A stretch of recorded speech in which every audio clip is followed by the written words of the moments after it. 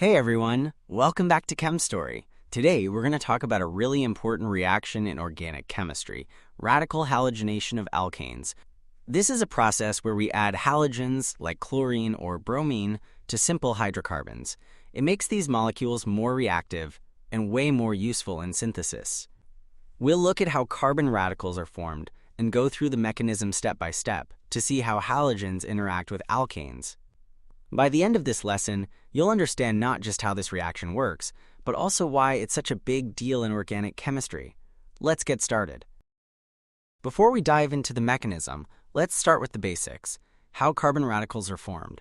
Radicals are superreactive species with one unpaired electron, and the most common way to generate them is through something called homolytic cleavage.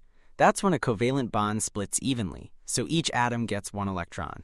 Take methane or ethane, for example. Breaking a CH or CC bond in those molecules can give us radicals. But in reality, that's easier said than done. These bonds are really strong, so breaking them needs a lot of energy. That's why radicals don't just pop up spontaneously under normal conditions. To see why these bonds are so tough to break, let's talk about bond dissociation energy, BDE. This tells us how much energy it takes to break a bond. The higher the BDE, the harder it is.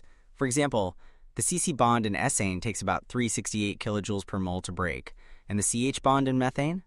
Even tougher, around 435. So yeah, trying to make radicals by breaking these bonds directly is not very practical. That's where radical initiators come in.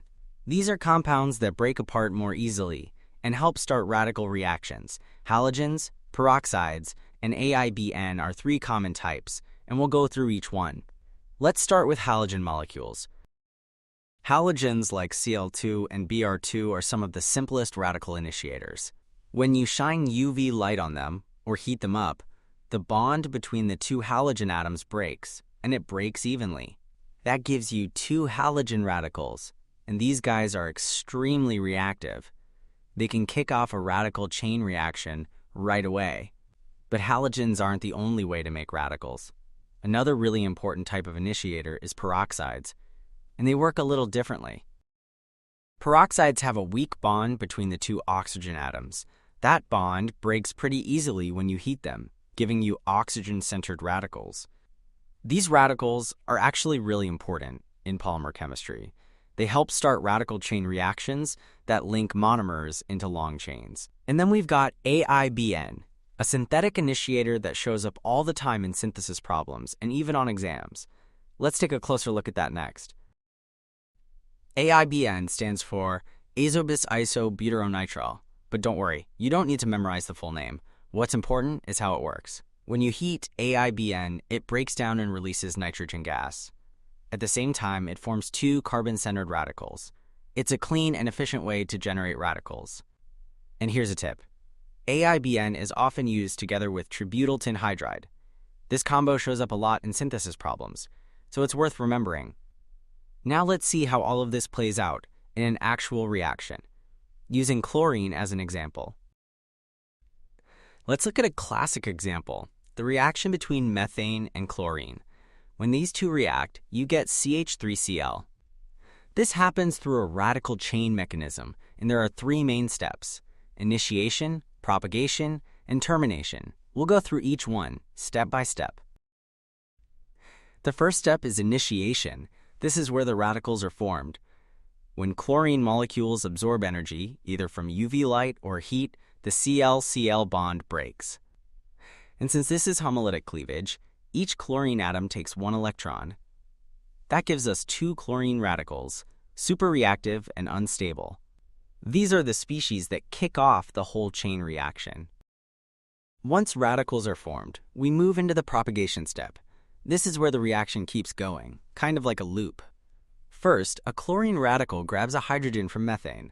That forms hydrochloric acid and leaves behind a methyl radical. Next, that methyl radical reacts with another Cl2 molecule.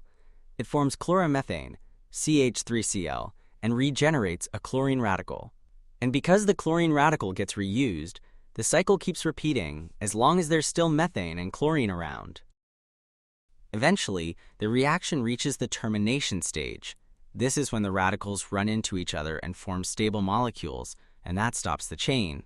For example, two chlorine radicals might combine to make Cl2, or a methyl radical and a chlorine radical could form CH₃Cl, or even two methyl radicals could come together to make ethane.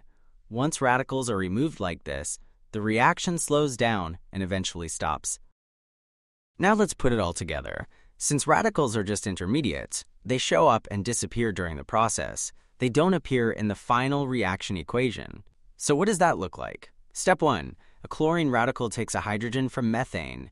You get HCl and a methyl radical. Step 2. The methyl radical reacts with another Cl2, forming CH₃Cl and regenerating the chlorine radical.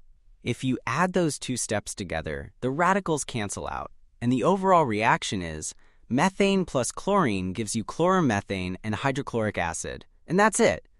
We've looked at how radicals are made, how they drive the chain reaction, and how it all eventually stops. We also talked about bond association energy and how initiators like halogens, peroxides, and AIBN help get things going. Radical halogenation is a key concept in organic chemistry, and understanding this mechanism really helps when you're tackling reaction problems or synthesis strategies. Hope this breakdown made things clearer. Take a moment to review the key points, and I'll catch you in the next lesson.